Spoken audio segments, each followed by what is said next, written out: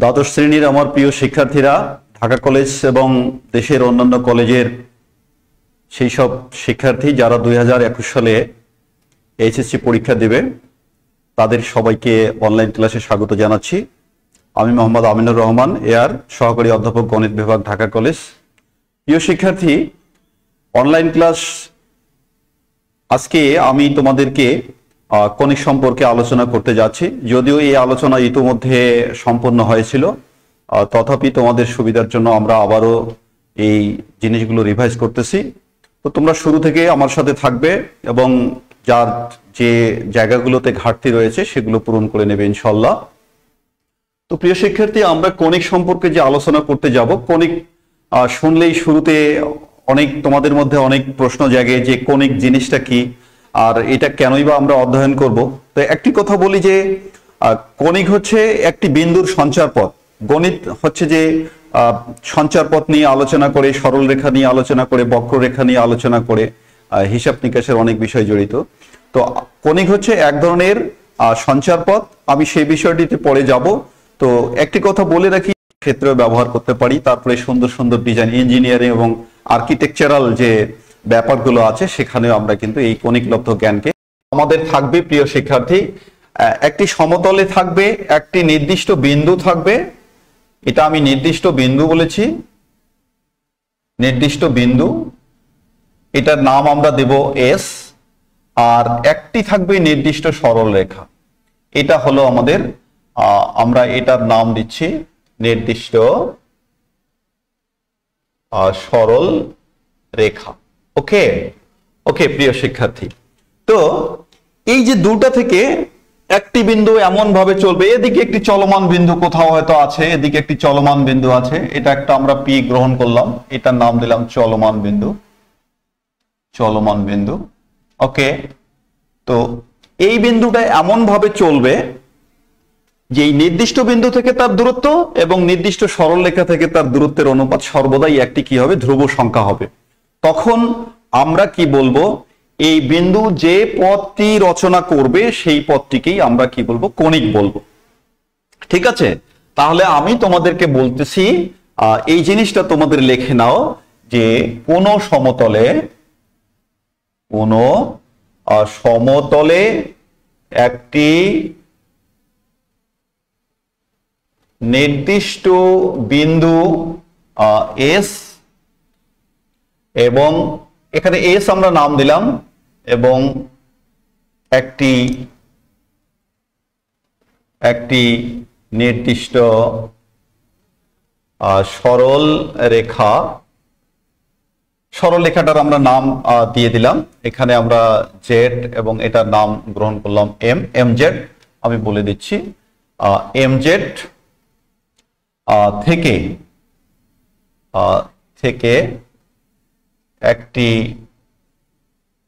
বিন্দু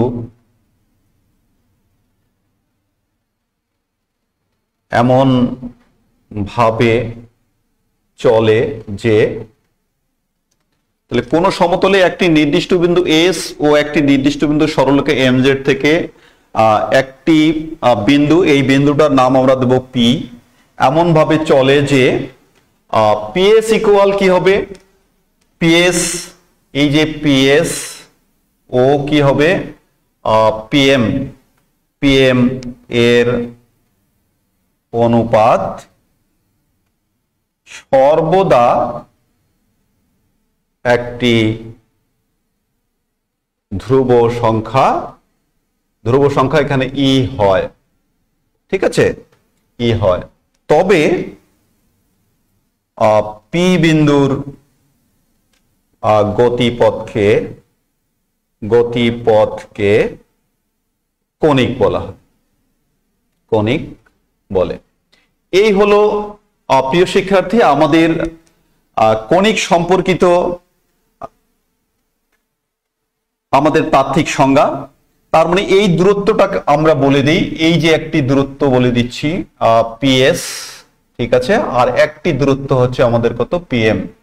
এই দুটা দূরত্ব সব সময়, অর্থাৎ এই বিন্দুটা যেখানেই যাক না কেন, এই বিন্দুটা হেঁটে হেঁটে যেখানেই যাক না কেন, সেখানেই তার এই দুইটা দূরত্বের অনুপাত কি হবে, একটি ধ্রুব সংখ্যা হবে। সেই ধ্রুব সংখ্যাটাকে আমরা ই দিয়ে প্রকাশ করেছি।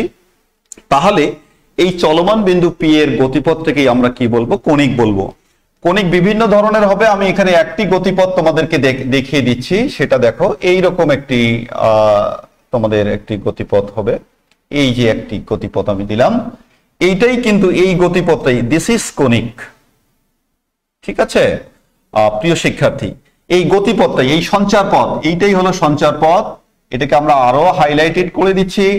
এটাই হচ্ছে আমাদের কি হচ্ছে, এটাই হচ্ছে কণিক। কণিক আরো অন্য ধরনেরও আমরা পাবো। তো প্রিয় শিক্ষার্থী, আমি তোমাদেরকে হাতের কাছের একটা জিনিস দিয়ে দেখিয়ে দিচ্ছি যে আমরা সবাই কোন আইসক্রিম খেয়েছি, তারপরে চানাচুর কাগজে মুড়িয়ে নিয়েছি এইরকম একটি ঠোঙ্গার মধ্যে দিয়ে, এইরকম একটা ঠোঙ্গার মধ্য দিয়ে আমরা নিয়েছি এইরকম একটি ঠোঙ্গা। এটাকে আমি এভাবে তোমাদেরকে দেখাই, এইভাবে দেখাই। এইরকম একটি ঠোঙ্গা আমরা গোলাকার, এর মুখটা একটু গোলাকার, এইরকম একটু দেখাচ্ছি। এইরকম ঠোঙ্গে আমরা অনেকেই চানাচুর খেয়েছি। তো সেই ক্ষেত্রে এটাকে যদি আমরা বিভিন্নভাবে সেকশনগুলো নেই, তাহলে আমরা কণিকের আকৃতিগুলো দেখতে পারবো। তো বিষয় আমাদের সেটা না, আমরা পরীক্ষার জন্য যে বিষয়গুলো দরকার, আমরা সেই বিষয়গুলোতে বেশি বেশি করে হাইলাইট করব। তো এটাকে বলা হয় কিন্তু কোণ। এটাকে বলা হয় কোণ। এই কোণকে বিভিন্নভাবে সেকশন নিয়েই আমরা কণিকের এই সঞ্চার পথগুলো দেখতে পারি। ঠিক আছে, তা এখন তোমরা নিশ্চয়ই সংজ্ঞাটা এতক্ষণে লিখে নিয়েছো। আমি তোমাদেরকে বিভিন্ন ধরনের কণিকের চিত্রগুলো দেখাবো। আর এইখানে আমরা যে কথাগুলো বললাম, তাহলে অতএব আমরা গাণিতিক সংজ্ঞা কি বলতেছি, গাণিতিক সংজ্ঞাটা ভাষাটা যদি আমরা নাও শিখি, তাহলে কি হবে, গাণিতিক সংজ্ঞাটা কি রকম হবে কণিকের, সেটা হচ্ছে পিএস বাই কত পিএম, এটা কি হবে ই।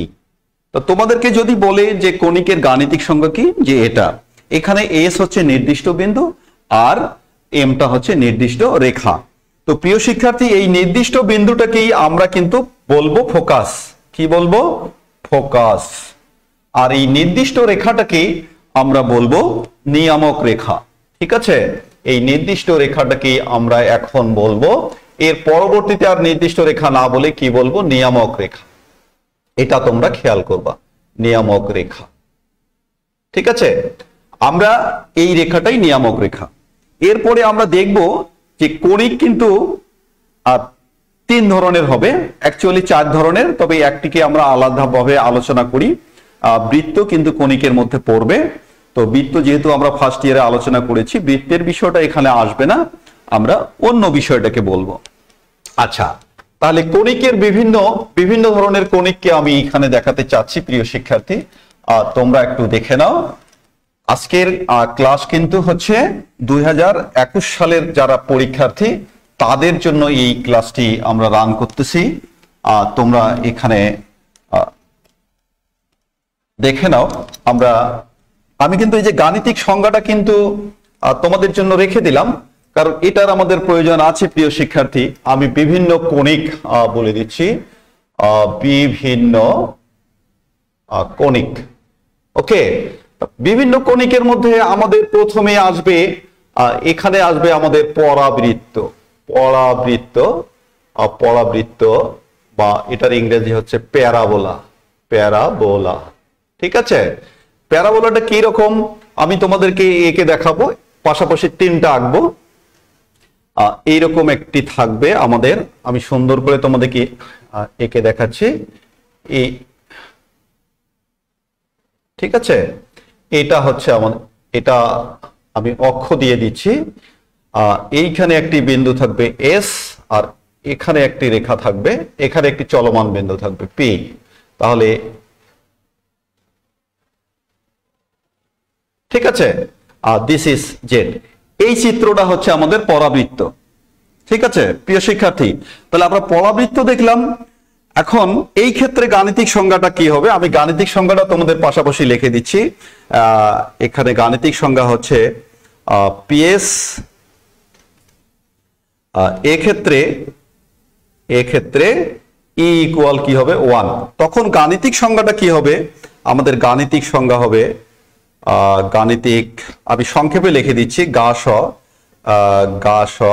স লিখে দিচ্ছি, যে PS by PM this equals কি, দিস ইকুয়ালস ই মানে 1, অ্যাকচুয়ালি তাহলে এটা আমাদের পরিবর্তন হয়ে কি দাঁড়াবে, দেয়ারফর পিএস ইকুয়াল পিএম। আমরা বিভিন্ন অঙ্ক করার ক্ষেত্রে কিন্তু এই সংজ্ঞাটা ইউজ করব। প্রিয় শিক্ষার্থী, এখন আমি আরেকটি তোমাদেরকে দেখাবো, সেটা হচ্ছে আমাদের উপবৃত্ত। ও উপবৃত্ত, এটাকে আমরা বলি ইলিপস, পিএসি ইলিপস। তো এই বিষয়টি এটা দেখো, ইলিপসটা এই ধরনের,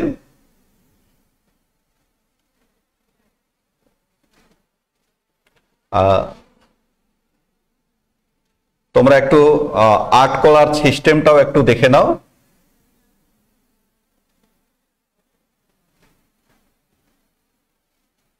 ওকে, এটা কিন্তু আমাদের কি হবে, উপবৃত্ত। তো উপবৃত্ত আমি কিন্তু আরো অন্যভাবেও আঁকতে পারি। দেখো এক পাশে একটু চাপা আছে, এক পাশে একটু চাপা আছে, তোমরা এভাবে আর্ট করো আমার সাথে সাথে, দুইটা রেখা, এটা একটি উপবৃত্ত। ঠিক আছে, উপবৃত্তের আমরা আরো একটি চিত্র দিতে পারি, এভাবেও চিত্রটা আমি দিতে পারি, আরো একটি চিত্র আমরা এভাবেও চিত্র দিতে পারি, এটাও একটি উপবৃত্ত, এটাও তোমরা নিতে পারো, এটাও নিতে পারো, আরো একটি চিত্র। ওকে, তো এক্ষেত্রে যেটা সংজ্ঞা হবে, এক্ষেত্রে এখানে আমাদের ই সমান সমান ই এর মানটা লাইজ করবে 0-র চাইতে বড় আর 1-এর চাইতে ছোট। ঠিক আছে, এগুলো কিন্তু তোমাদের এমসিকিউ এর জন্য ইম্পর্টেন্ট ইনফরমেশন। আর গাণিতিক সংজ্ঞা হচ্ছে, প্রিয় শিক্ষার্থী, গাণিতিক সংজ্ঞা হচ্ছে PS PM equal E, provided that E lies between 0 and 1। প্রিয় শিক্ষার্থী, তো এই যে দেখো, আমরা কিন্তু প্রথমে কণিকের সংজ্ঞা পড়েছি যে PS by PM, PS is to PM, এটা আমাদের ই অনুপাত চলে আসবে। কিন্তু এখন বলতেছি, আমরা যখন বিভিন্ন ক্যাটাগরিতে চলে গেছি, তখন কিন্তু বলেছি যে পরাবৃত্তের ক্ষেত্রে আমাদের ই ইকুয়াল 1 আসবে, আর উপবৃত্তের ক্ষেত্রে আমাদের কি আসবে, ই এর মানটা 1-এর চাইতে ছোট হবে। পজিটিভ অবশ্যই, কিন্তু 1-এর চাইতে ছোট। এখন আমি আরেকটি তোমাদেরকে বলতে যাচ্ছি, সেটা হচ্ছে আমাদের অধিবৃত্ত। ঠিক আছে, অধিবৃত্তটা দেখো, এখানে আমি বলছি অধিবৃত্ত, অধিবৃত্ত বা ইংরেজি হচ্ছে হাইপারবোলা, হাইপারবোলা। প্রিয় শিক্ষার্থী, এই যে হাইপারবোলার কথা আমরা বলছি, হাইপারবোলাটা, এই যে চিত্রটা আমি প্রথমে পরাবৃত্ত এঁকেছি, এই ধরনের দুটো চিত্র তোমাদেরকে আঁকতে হবে, দুটো চিত্র আঁকতে হবে। আমার সাথে তোমরা আঁকাটা শেখো। এরকম একটি আগে রেখা নেই, রেখা নিয়ে আমরা সমদূরত্বে দুটো বিন্দু গ্রহণ করি, বিন্দু গ্রহণ করে এদিকে একটি পরাবৃত্ত এঁকে দেব, এদিকে আর একটি একইভাবে আমরা আরেকটি এঁকে দেব। ওকে, এই যে একই রকম আঁকাটা একটু ঝামেলা হয়, তো এটাই হচ্ছে আমাদের কিন্তু অধিবৃত্ত বা প্যারাবোলা। আমরা যদি চাই, আমরা কিন্তু এভাবেও আঁকতে পারি, এভাবেও আঁকতে পারি। সেটা হচ্ছে দুটো বিন্দু গ্রহণ করো, একটা আমরা আঁকতে পারি এইভাবে, আর একটা আঁকতে পারি এভাবে। ঠিক আছে, প্রিয় শিক্ষার্থী, তো এই যে আমি তোমাদেরকে একই বোর্ডে তিনটা চিত্র দেখানোর চেষ্টা করেছি। এটাকে আমরা বলবো পরাবৃত্ত, এটাকে আমরা বলবো উপবৃত্ত, এটাকে আমরা বলবো অধিবৃত্ত। তো অধিবৃত্ত আমি এখানে দুটো চিত্র দিয়েছি, এখানে দুটো চিত্র হয়, এখানে দুটো চিত্র হয়, তোমরা উপরে নিচে যে কোনো দিকে আঁকতে পারো। তো মেইনলি এটা আমাদের অধিবৃত্তের চিত্র। এখানে তোমাদের যে ইনফরমেশনটা আমি দিচ্ছি, নিচের চিত্রটাকে আমি একটু ইরেজ করে দেব, এখানে আমি একটু তথ্য লিখবো যে এখানে আমাদের ই এর মানটা হবে গ্রেটার দ্যান কি 1, এটা তোমাদের জন্য একটি তথ্য। আরেকটি হচ্ছে সংজ্ঞা হচ্ছে, গাণিতিক সংজ্ঞা আমাদের হচ্ছে PS by PM this equals E, এটা ঠিক আছে। দুটো কিন্তু দেখতে একই রকম, শুধু পার্থক্য রচিত হবে ই এর মানের উপর। ঠিক আছে, আমরা যখন প্রবলেম সলভ করতে যাব, তখন আমাদের ই এর মানের উপর ডিপেন্ড করে আমরা ডিক্লেয়ার করব যে আমাদের কনিকটি ইলিপস হবে না হাইপারবোলা হবে। প্রিয় শিক্ষার্থী, তো এই বিষয়টি তোমরা খেয়াল রাখবা। এখানে তোমাদের জন্য ইনফরমেশন রইল, আর ইনফরমেশন রইল যে আমাদের কণিক কয় ধরনের। আমি বলেছি কণিক 4 ধরনের, এখানে আমি 3 ধরনের উল্লেখ করেছি, আর এক ধরনের উল্লেখ করিনি, সেটা হচ্ছে বৃত্ত। অর্থাৎ ই এর মান যখন কি চলে যাবে, এই যে স্পেশালি, তাহলে এটাকে যদি আমরা 1 নাম্বার দেই, এটাকে যদি 2 নাম্বার দেই, এটাকে 3 নাম্বার দেই, তাহলে 4 নাম্বার আমরা বলবো যে বৃত্ত। বৃত্ত একটি কণিক, বৃত্ত কণিক যখন আমি তোমাদেরকে উল্লেখ করে দিলাম ই টেন্স টু 0। এই যে তোমাদের জন্য একটি কনক্রিট আমি তথ্য উপস্থাপন করে দিলাম, এমসিকিউ এর জন্য তোমাদের প্রয়োজন হবে। তোমাদের যদি বলে যে কণিক কত প্রকার, কণিক 4 প্রকার: পলাবৃত্ত, উপবৃত্ত, অধিবৃত্ত এবং বৃত্ত। পলাবৃত্তের ক্ষেত্রে ই এর মান কত আসবে? 1 চলে আসবে। উপবৃত্তের ক্ষেত্রে ই এর মান কত চলে আসবে? সেটা হচ্ছে 0-র চেয়ে বড় এবং 1-এর চেয়ে ছোট। অধিবৃত্ত বা হাইপারবোলার ক্ষেত্রে ই এর মান চলে আসবে 1-এর চেয়ে বড়, যেমন 2, 3, 4, 5 ইত্যাদি ইত্যাদি ইত্যাদি। আর বৃত্তের ক্ষেত্রে ই এর মান টেন্স টু 0। ওকে, তাহলে এটা আমরা তথ্য পেলাম। এখন আমাদের এটাতে অনুশীলনী হচ্ছে এক্সারসাইজ হবে 6.1, এখানে এক্সারসাইজ আলোচনা হবে 6.2, এখানে এক্সারসাইজ আলোচনা আমরা করব 6.3-তে। তো প্রিয় শিক্ষার্থী, আমরা ধারাবাহিকভাবে আজকের আলোচনায় চলে আসব পলাবৃত্ত। তো সেক্ষেত্রে আমি বোর্ডটা এখন ক্লিয়ার করতেছি তোমাদের জন্য, আমি পলাবৃত্ত আলোচনা করব। ওকে, আমি এগুলো পরে তোমরা আবার দেখতে পারবা।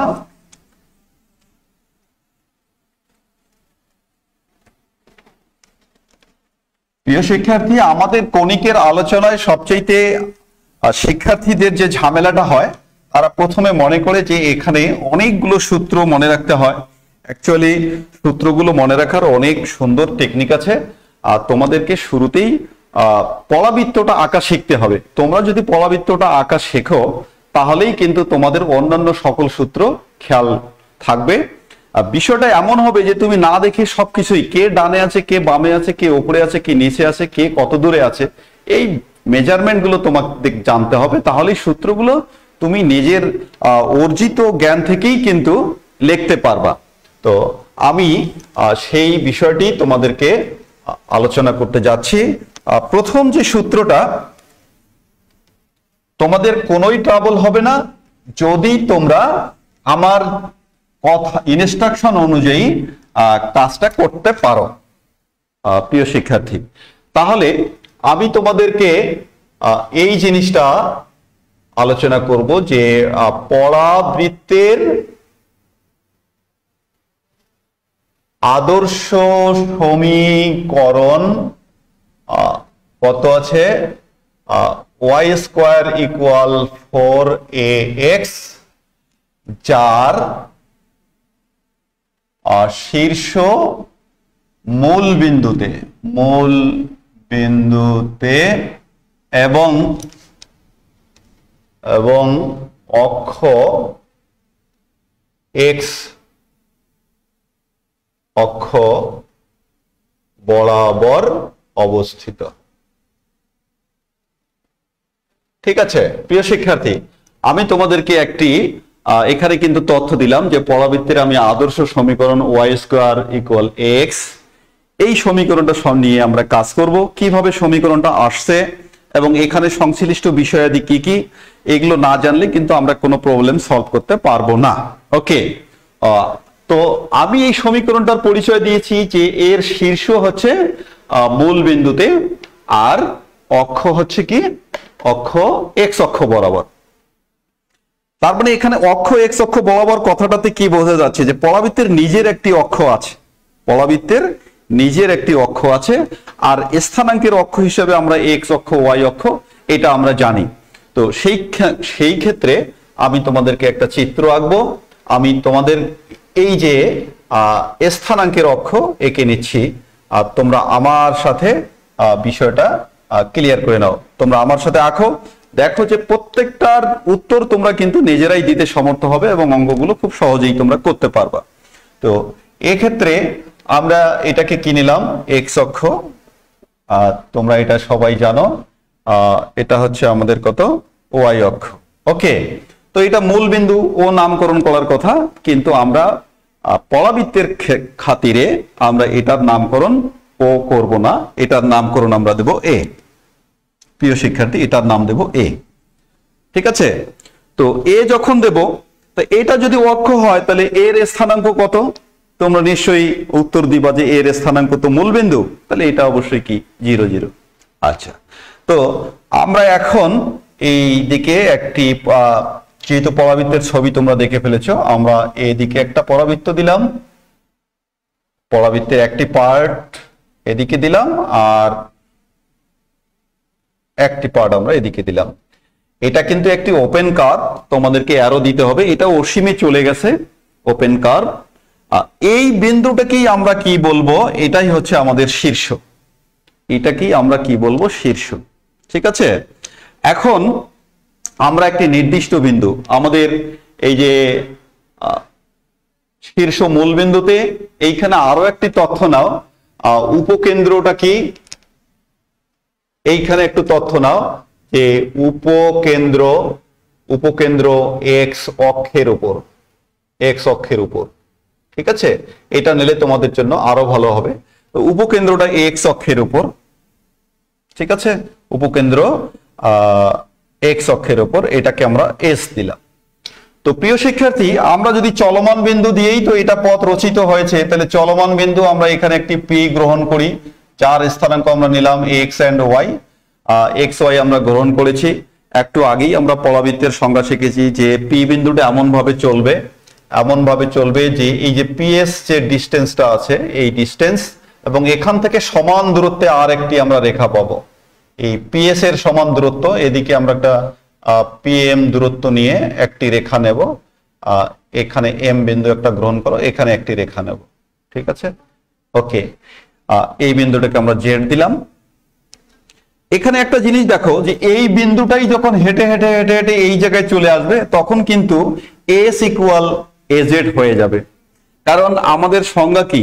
আমাদের সংজ্ঞা হচ্ছে সংজ্ঞা অনুযায়ী, এই যে সংজ্ঞা অনুযায়ী আমরা কিন্তু কি পাবো যে পিএস বাই পিএম ইকুয়াল 1 পাবো।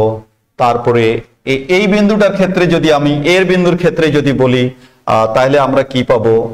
এস বাই এজেড ইকুয়াল 1 পাবো। কারণ এই বিন্দুটা যে কোনো জায়গায় থাক না কেন, এই দূরত্বের অনুপাতগুলো সবসময় কি হবে? 1 হবে। আমরা কিন্তু এই ঘটনাগুলো পেতেই থাকবো। ওকে, তো প্রিয় শিক্ষার্থী, আমরা এই দূরত্বটাকে একটা মেজার করে নেব। কেন মেজার করে নেব? আমরা যদি এই দূরত্বটাকে মেজার করে নিতে পারি, তাহলে কিন্তু আমরা ইজিলি এস বিন্দুর স্থানাঙ্ক পেয়ে যাব। তোমরা খেয়াল করো, এই বিন্দুটা আমাদের মূল বিন্দুতে আছে, তো আমরা এই ডিস্টেন্সটা কতটুকু, এই নির্দিষ্ট বিন্দুটাকে কি বলেছি? ফোকাস বলেছি। আমি ফোকাস উল্লেখ করে দিলাম, তোমরা জানো যে এটা ফোকাস। এই নির্দিষ্ট বিন্দুটাকে আমরা এ ধরলাম, তাহলে আমরা কি করলাম যে এখান থেকে আমরা কি পাই? এস ইকুয়াল এজেড সমান সমান এ ধরি, আমরা ধরিয়ে উল্লেখ করে দিলাম। ওকে, আমরা এইটুকু এ ধরলাম। তাহলে এখন তোমরা বলো, এস বিন্দু এক্স অক্ষের উপর অবস্থিত, তাহলে এস কত? এস এর স্থানাঙ্ক কত হলো বলেন তো? এস এর স্থানাঙ্ক, দেয়ারফর এস এর স্থানাঙ্ক আমাদের কত হলো? a, 0। কারণ এস বিন্দুটা এক্স অক্ষের উপর কত দূরত্বে? এ দূরত্বে। আবার এজেড ও সমান, এইটুকুও আমাদের কিন্তু কি আছে? এ আছে। তাহলে আমরা জেড কতটা পাচ্ছি? জেড কোন দিকে? নেগেটিভ দিকে, -a0। এটা কিন্তু আমরা পাচ্ছি। অঙ্ক করতে গেলে কিন্তু এই তথ্যটা লাগবে। প্রিয় শিক্ষার্থী, তোমরা খেয়াল করো, তাহলে এই বিন্দুটাকে আমরা কি বিন্দু বলেছি? এই বিন্দুটাকে বলেছি শীর্ষ। এই বিন্দুটাকে কি বলেছি? এই বিন্দুটাকে বলেছি শীর্ষ। নামগুলো তোমাদের খেয়াল রাখতে হবে। শীর্ষ বিন্দু, ওকে, আর এটাকে বলেছি ফোকাস, আর এই রেখাটাকে বলেছি কি? নিয়ামক রেখা বা ডিরেক্ট্রিক্স, নিয়ামক রেখা। এই তথ্যগুলো তোমাদের মনে রাখতে হবে। ওকে, আমি এই তথ্যগুলো আস্তে আস্তে তোমাদেরকে দেব। তো আপাতত আমি দুইটা ইনফরমেশন দিলাম, যে শীর্ষবিন্দুর স্থানাঙ্ক আমরা 0 0 পেলাম, আর উপকেন্দ্রের স্থানাঙ্ক কি পেলাম? a0 পেলাম। আর যেহেতু তার বিপরীত দিকে, নেগেটিভ দিকে জেড বিন্দু সমদূরত্বে আছে, তাহলে তার স্থানাঙ্ক আমরা -a0 পেলাম। ওকে প্রিয় শিক্ষার্থী, এখন আমরা এই সূত্রটা প্রতিষ্ঠা করতে চাচ্ছি। এখান থেকে আমি একটি লম্ব অঙ্কন করব, এখান থেকে একটি লম্ব অঙ্কন করব n। ওকে, তাহলে n অনুযায়ী প্রিয় শিক্ষার্থী এখানে আমরা কি পাই, আমরা p কে কত ধরেছি xy, তাহলে স্থানাঙ্ক অনুযায়ী আমরা কি কি পাই, an সমান সমান আমাদের x, আর pn সমান সমান আমাদের কত আছে, pn সমান সমান আমাদের কত আছে y।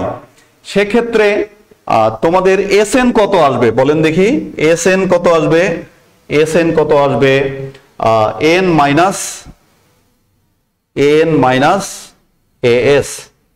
as, তাহলে n মাইনাস as তার অর্থ হচ্ছে n মানে আমরা কত ধরেছি, n মানে হচ্ছে x, আর s মানে আমরা কত ধরেছি, এই যে s মানে কত a, তার মানে x মাইনাস a আমরা পাবো।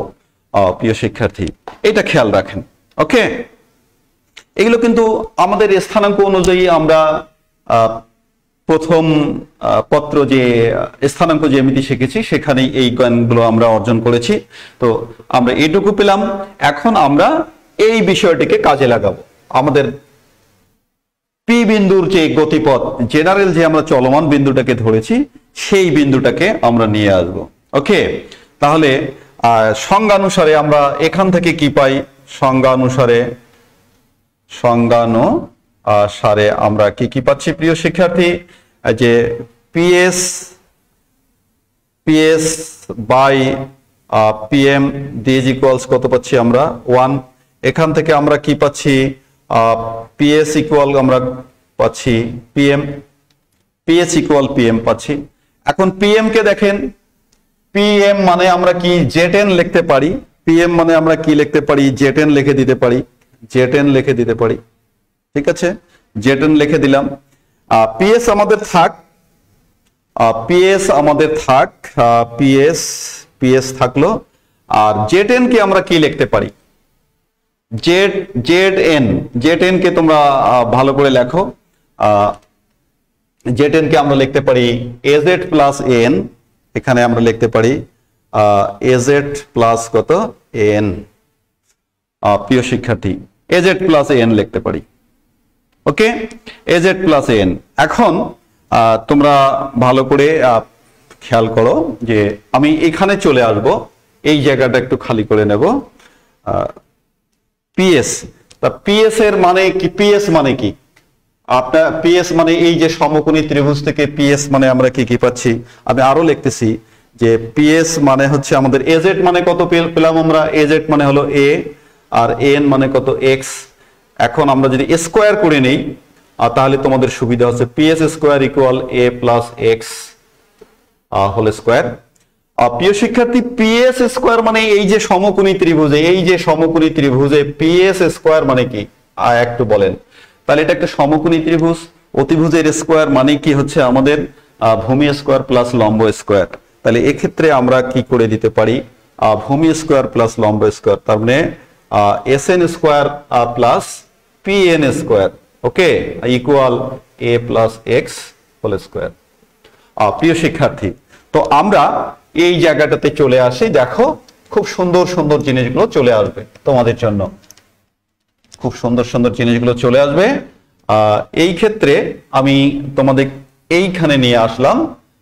দেখো SN মানে কি, SN মানে কিন্তু আমরা বের করেছি, SN মানে আমরা কি বের করেছি, AZ মাইনাস, SN মানে আমরা লিখেছিলাম এই যে SN মানে আমরা লিখেছিলাম যে N মাইনাস কি AS, এইটা লিখেছিলাম। আর PN স্কয়ার তো আমাদের আছে, তোমরা জ্যামিতিটা একটু দেখো, A প্লাস X কত হোল স্কয়ার। তো প্রিয় শিক্ষার্থী এইখানে আমাদের N মানে কত, N মানে হচ্ছে আমাদের কত X, আর S মানে কত A, this is square. PN মানে কত Y স্কয়ার, আমাদের এখনো লেখা আছে PN মানে কত Y স্কয়ার, আর ইকুয়াল এটা হলো আমাদের কত A plus X whole square. এখন তোমরা সূত্রটা ভেঙে দাও, ভেঙে দিলে কি কি দাঁড়াচ্ছে, X square minus twice X plus কত A square plus Y square equal তোমাদের কত দাঁড়াচ্ছে A স্কয়ার প্লাস কত টোয়াইস AX প্লাস কত এক্স স্কোয়ার। ঠিক আছে, তাহলে কত কত ক্যান্সেল চলে যাচ্ছে, দেয়ারফর আমরা কত পাচ্ছি, ওয়াই স্কোয়ার ইকুয়াল 4ax। এটাই আমাদের পরাবৃত্তের আদর্শ সমীকরণ, যার শীর্ষ মূলবিন্দুতে এবং উপকেন্দ্র হচ্ছে ধনাত্মক এক্স অক্ষের উপরে অবস্থিত। প্রিয় শিক্ষার্থী, তো এই বিষয়টা যদি তোমরা, এটাই হচ্ছে তোমাদের ফাউন্ডেশন, এটাই পরাবৃত্তের সমীকরণ, এটাই পরাবৃত্তের সমীকরণ। এই যে আমরা প্রতিষ্ঠা করে দেখালাম, প্রতিষ্ঠাটা এই কারণে তোমাদেরকে দেখালাম যে কে কতটুকু দূরে আছে, আর এখানে কার কি নাম, নিয়ামক রেখা, উপকেন্দ্র, এটা চলমান বিন্দু, আর এই রেখাটাকে আমরা কি বলছি, পরাবৃত্তের অক্ষ। এটা যেমনি এক্স অক্ষ এবং পরাবৃত্তের অক্ষ এখানে মিলে গেছে, এটাকেই আমরা বলেছি পরাবৃত্তের অক্ষ। এটাই পরাবৃত্তের অক্ষ, পরাবৃত্তের কি অক্ষ। ঠিক আছে, এই ইনফরমেশন গুলো তোমাদের মনে রাখতে হবে। তো এটার সাথে সাথে আমি তোমাদেরকে এখন প্রশ্ন করি যে সূত্র, কিন্তু আমি প্রয়োজনীয় সূত্র তোমাদেরকে দিয়ে দেব। তাহলে প্রয়োজনীয় সূত্র,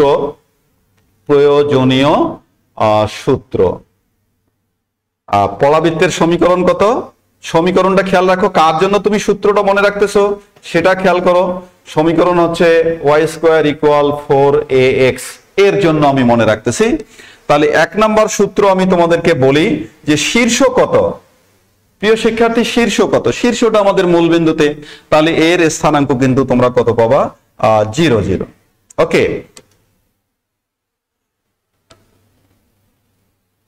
আছে না গেছে? আচ্ছা, এখন আমি তোমাদেরকে বলতেছি উপকেন্দ্র। প্রিয় শিক্ষার্থী, উপকেন্দ্র, তাহলে উপকেন্দ্র আমাদের এখানে শীর্ষ আমি এ বসাই দিলাম, উপকেন্দ্র এস বসিয়ে দিলাম। তো এস কোথায় আছে, এক্স অক্ষের উপরে আছে। কত দূরত্বে আছে, এ দূরত্বে আছে। তাহলে তুমি ডান দিক a,0, কারণ এক্স অক্ষের উপরের বিন্দুর শুধু ভুজ থাকে, কোটি থাকে না। কখনো যদি তোমাদের প্রয়োজন হয় যে জেড বিন্দুর আমি স্থানাঙ্ক চাই, তাহলে জেড বিন্দুর স্থানাঙ্ক তুমি নিয়ে নাও।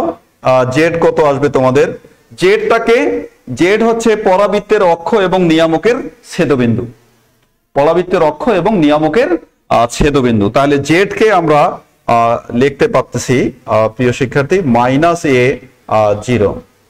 ওকে, 3 নাম্বার। এখন আমি তোমাদেরকে আর একটি জিনিস দেব, যে এই ক্ষেত্রে এই যে উপকেন্দ্রের উপর দিয়ে আমি একটি কিন্তু রেখা এখন অঙ্কন করব, একটি লম্ব রেখা অঙ্কন করব, যার নাম L. ঠিক আছে, L প্রাইম। উপকেন্দ্রের ভেতর দিয়ে অক্ষের উপরে লম্ব রেখাটাকে আমরা কি বলি, উপকেন্দ্রিক লম্ব রেখা। এই রেখাটা হচ্ছে উপকেন্দ্রিক লম্ব, উপকেন্দ্রিক লম্ব। ঠিক আছে, তো এই লম্ব রেখাটা যদি লম্ব রেখাটার দৈর্ঘ্য আমাদের আসে, তা সেটা তোমরা লিখে নাও। 4 নাম্বার, উপকেন্দ্রিক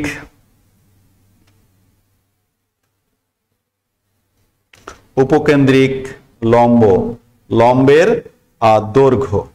ঠিক আছে, প্রিয় শিক্ষার্থী, উপকেন্দ্রিক লম্বের দৈর্ঘ্যটা কি জিনিস, দৈর্ঘ্য কত দূর থেকে শুরু, এল থেকে শুরু হয়ে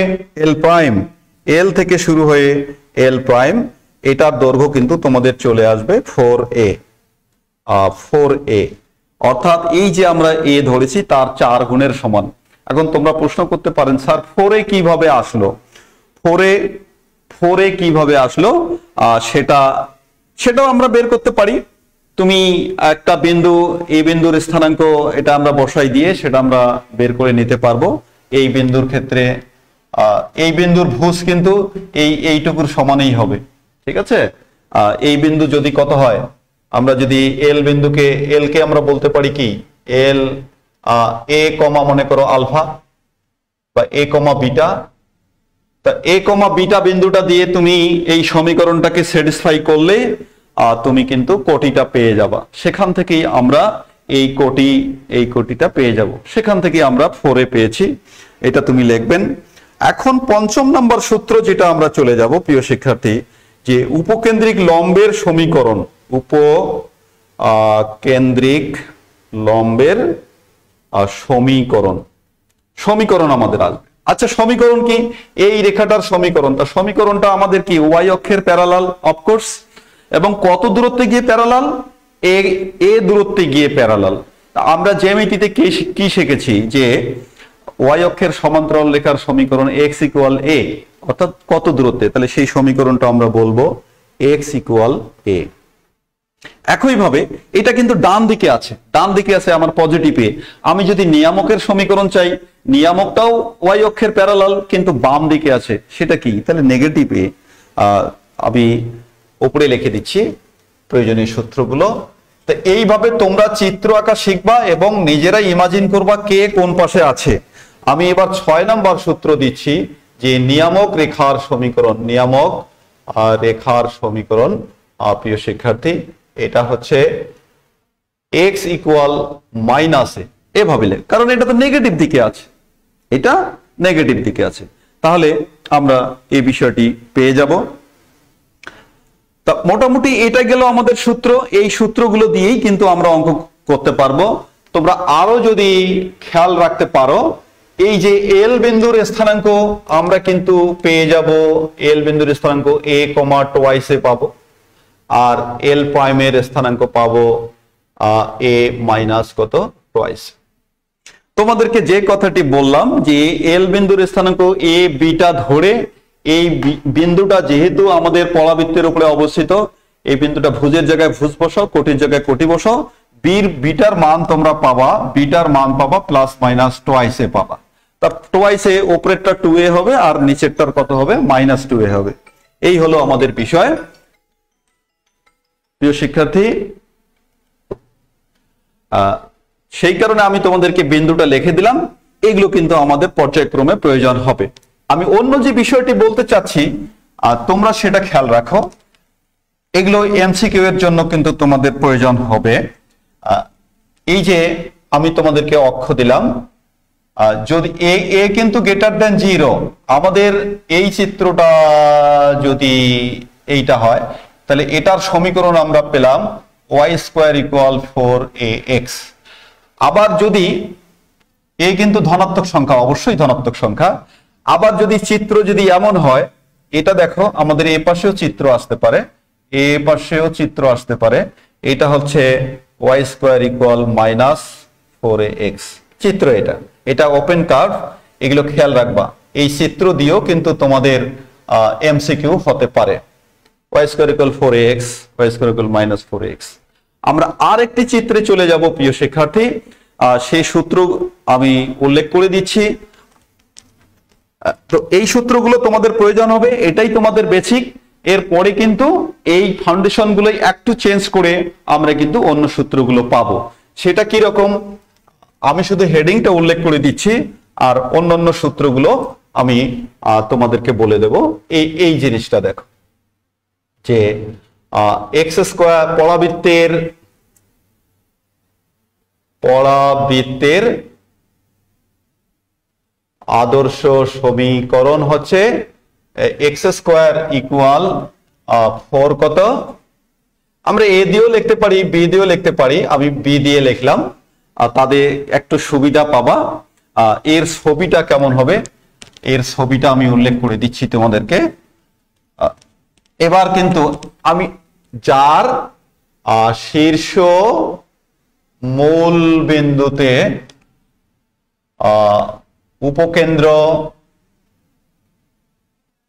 উপকেন্দ্র ওয়াই অক্ষের উপর এবং অক্ষরেখা ওয়াই অক্ষ বরাবর। এই যে তথ্য, আগেরটা ছিল এক্স অক্ষ বরাবর, এবার হচ্ছে ওয়াই অক্ষ বরাবর। তো এবার আমরা চিত্রটা কিন্তু এমন দেব, এই যে আমি তোমাদেরকে উল্লেখ করে দিচ্ছি। এখানে একটি বিন্দু নাও, এটা এস গ্রহণ করো, এটা এ গ্রহণ করো, এটা এস, এটাকে দাও জেড, জেড নিলে তোমাদের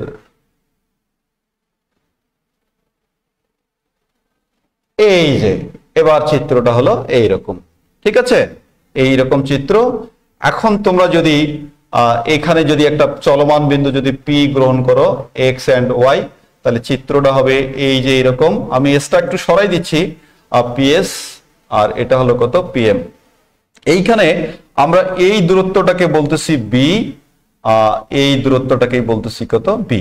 সেই কারণে আমাদের ছবি আসবে এটা। আর এইটা হলো আমাদের কত, এইটা হলো এক্স অক্ষ, এটা হলো ওয়াই অক্ষ। দেখো উপকেন্দ্রটা কিন্তু আমাদের এক্স অক্ষের উপরে। তো এখন আমাদের সূত্র হচ্ছে দেখো এস ইকুয়াল এজেড সমান সমান আমাদের বি, এটা আমরা বলতে পারবো বি। তারপরে 1 নম্বরে আমরা বলবো যে শীর্ষ কোথায়, এটার শীর্ষ কিন্তু a,0,0। 2 নাম্বার তোমরা বলতে পারবো উপকেন্দ্র। এবার তোমরাই বলো দেখি উপকেন্দ্র কি এস কত দূরত্বে আছে, এই বিন্দুটা কত দূরত্বে আছে ওয়াই অক্ষের উপরে। এবার কি ভুজ কিন্তু নাই, ভুজ নাই, কোটি আছে। ওকে, তুমি যদি 3 নাম্বার যদি জেড যদি চাও, তাহলে জেড ইকুইভ্যালেন্ট টু কত আসবে, 0 মাইনাস বি চলে আসবে। এই যে এটা, এই যে জেড বিন্দুটা, ঠিক আছে, এই বিন্দুটা হবে 0 মাইনাস বি, কারণ এটাই ওয়াই অক্ষের উপরে অবস্থিত। ঠিক আছে প্রিয় শিক্ষার্থী, ওয়াই অক্ষের উপর অবস্থিত। আর তোমরা যদি উপকেন্দ্রিক লম্বের দৈর্ঘ্য যদি চাও, আমরা যদি এখানে একটা দৈর্ঘ্য যদি রচনা করে দিই, উপকেন্দ্রিক লম্বের দৈর্ঘ্য, সরি আমরা এই চিত্রটা এখানে আঁকাটা ঠিক করি নাই, আর চিত্রটা হবে আমাদের এই টাইপের সরি, আর চিত্রটা এই টাইপের হবে, একটু অ্যামেন্ড করে নাও এই চিত্রটা। আচ্ছা ওকে, তাহলে এই যে আমরা এল অ্যান্ড এল প্রাইম যদি আমরা নিচ্ছি, এল অ্যান্ড এল প্রাইম, তাহলে আমরা এখানে পাবো 4b। তারপরে তোমরা যদি এল এর যদি স্থানাঙ্ক যদি চাও, তাহলে কত পাবা, বি, আর এখানে পাবা 2b, আর এল প্রাইম পাবা মাইনাস 2b বি। ওকে প্রিয় শিক্ষার্থী, তারপরে অন্য যে জিনিসটা আছে উপকেন্দ্রিক লম্বের সমীকরণ, সমীকরণ দেখো, সমীকরণটা বের আমাদের কি আছে, এক্স অক্ষের সমান্তরাল কত দূরত্বে গিয়ে সমান্তরাল, বি দূরত্বে গিয়ে সমান্তরাল, যেটাকে আমরা ওয়াই দিয়ে প্রকাশ করতাম, জ্যামিতিতে শিখেছি। তাহলে ওয়াই ইকুয়াল বি। আবার 6 নম্বরে যদি আমরা নিয়ামক রেখার সমীকরণ যদি চাই, নিয়ামকের যদি চাই, তাহলে সেটা কি ওয়াই ইকুয়াল মাইনাস বি, কারণ এটা নেগেটিভ দিকে আছে, এইটাই কিন্তু নিয়ামক, দিস ইজ নিয়ামক। ঠিক আছে, তো প্রিয় শিক্ষার্থী এই ছিল আজকের আমাদের আলোচনার বিষয়। আমি দুটো সূত্র তোমাদেরকে পরস্পর দিয়ে দিলাম। বি তো অবশ্যই পজিটিভ, এটা উপর দিকে, যদি তোমরা এখানে সূত্রে পজিটিভ চিহ্ন দেখো তাহলে উপর দিকে, আর যদি নেগেটিভ চিহ্ন দেখো তাহলে নেগেটিভ কি নিচের দিকে থাকবে। অর্থাৎ আমি এই জায়গাটা বলে দিচ্ছি, কারণ তোমাদের কিন্তু এগুলো কিন্তু লাগবে। তোমাদের এই রকম যদি